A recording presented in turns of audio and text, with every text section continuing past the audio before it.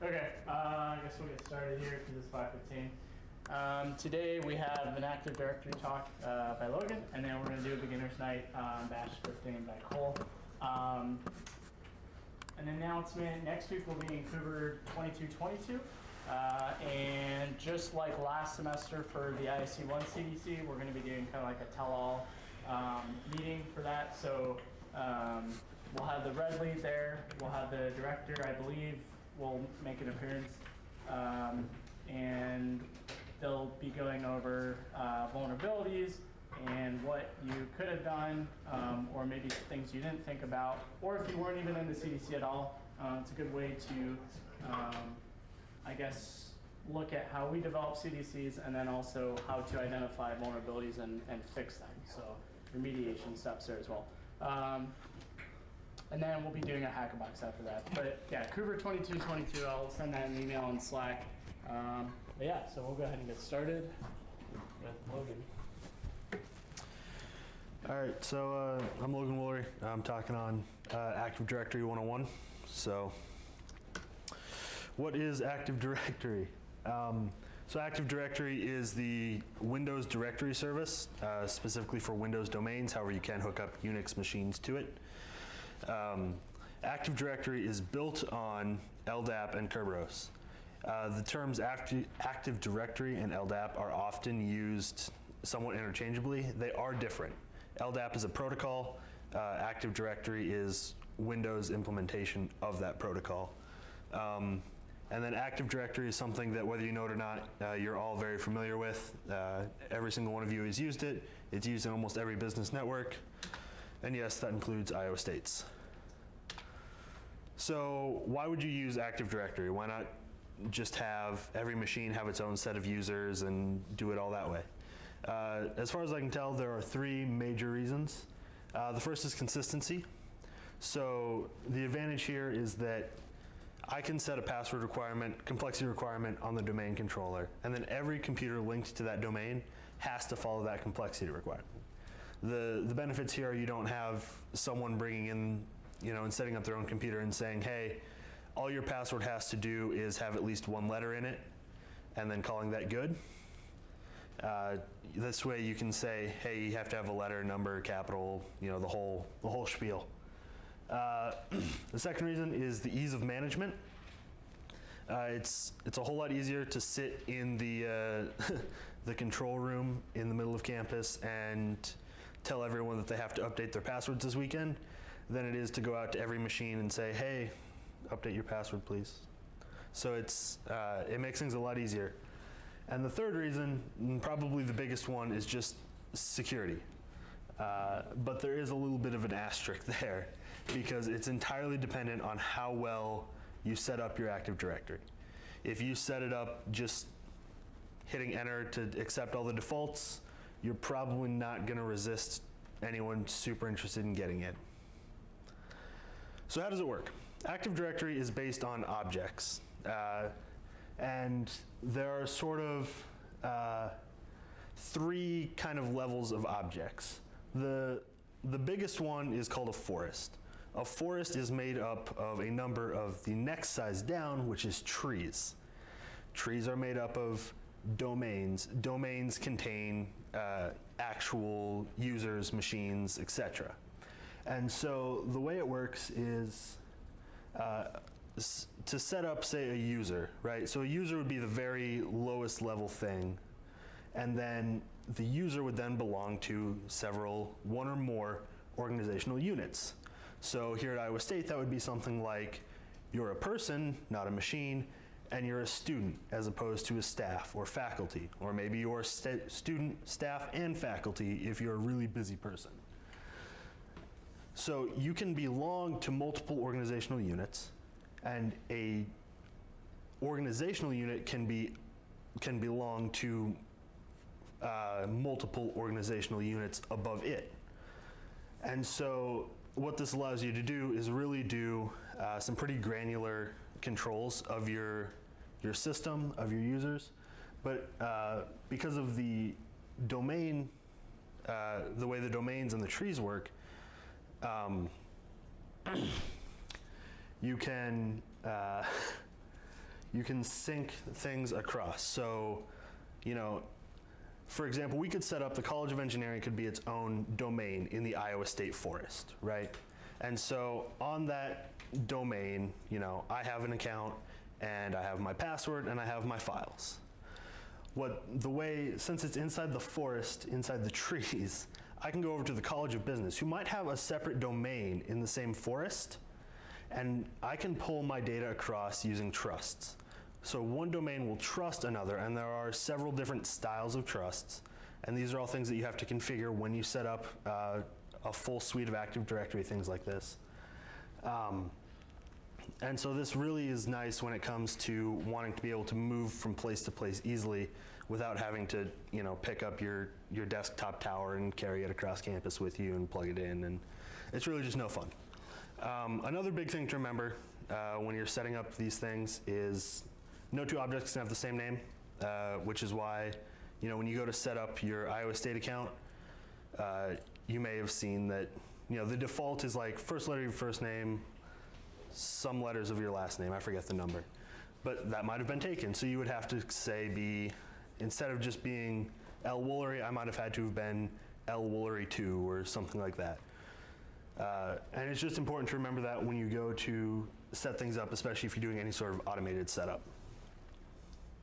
And I should clarify, that is within the same forest. So that's not, you know, in this organizational unit, there can't be two L. Woolerys. That's, in this entire system, there can only be one L. Woolery. So that's just something to remember. So how do I set it up? Originally, I had a nice set of screenshots from an AD unit that I'm setting up right now with some nice step-by-step stuff. Unfortunately, my computer broke earlier today, and so I lost all of those. I apologize. That link there is a link to IASG's suggestions for setting up an Active Directory unit. It has some pretty nice screenshots for just getting through the very basics. Don't do that and stop there. It'll get it working. You'll be able to talk to it. It's probably not something you want to take to competition day. Full disclosure. Burkett's shrugging, so I think he's the one who wrote it. But another huge thing that I've learned setting up a number of AD controllers is that scripts are your friends. You can do a lot with PowerShell and CSV, so comma-separated values. It makes it really nice if you just have, say, a list of 100 users that you have to add to get it started. You can set up usernames, passwords, SAM IDs, common names, all kinds of things in these wonderful little scripts. So what could go wrong if you follow the IASG bare minimum setup? Pretty much everything.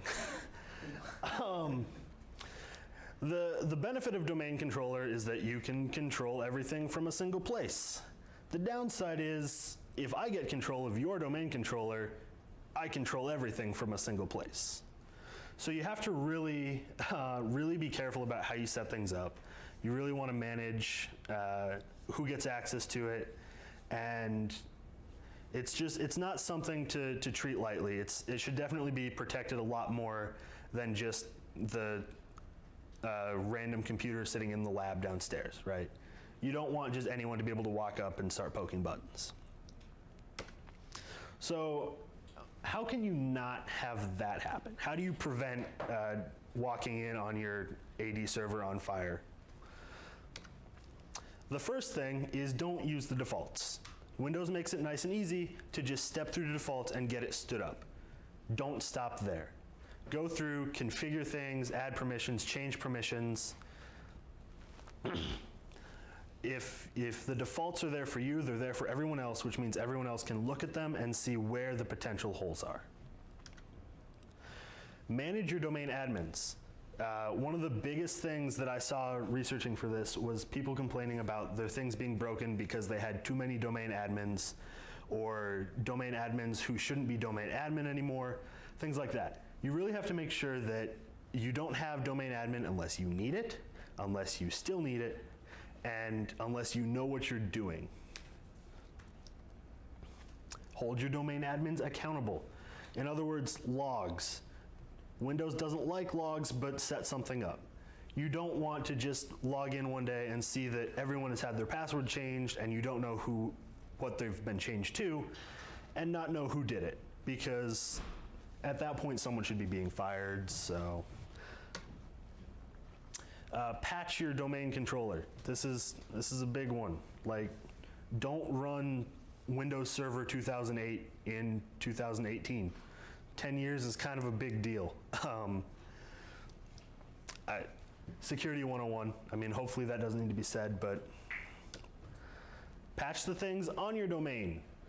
One of the benefits of a domain controller is that you can control the things on the domain. Use that to update them. If someone else on your domain is using Windows XP, maybe bring them up to speed. Don't use those DA creds unless you really need them. So your normal user account should not be a domain admin account. You should have two separate accounts. One that is just Joe Schmo who checks his emails and write code, and one who's Joe Schmo who also happens to be God. Be careful. Don't use it unless you need to have it, and don't give it away to people. Yeah, if you're using DA and you're just checking email, you're probably doing it wrong. Another big thing is don't use the same local admin account on multiple computers on the same domain. So the problem here is they might not have domain admin, but if they have local admin on every computer, it's nearly the same thing. They still can get into every computer, change settings, play with files, see things they maybe shouldn't. There's a reason that, random passwords are encouraged, and you should use random and different random for every local admin account. Isolate your important things. So maybe don't have your critical infrastructure in the same domain as your janitorial staff, right? They might be in the same forest, but keep them somewhat separated. Make sure that they're not just right there, right next to each other, talking back and forth. Critical infrastructure, unimportant day-to-day affairs. There's a big difference, and you don't want critical infrastructure to get broken because someone opened a PDF that was a .exe. So some more things. Service accounts are a big one. I know at the company I work at, we've had some problems with this recently. Service accounts are special semi-user accounts set up for various applications, services, really anything automated that needs to be able to talk to the domain. The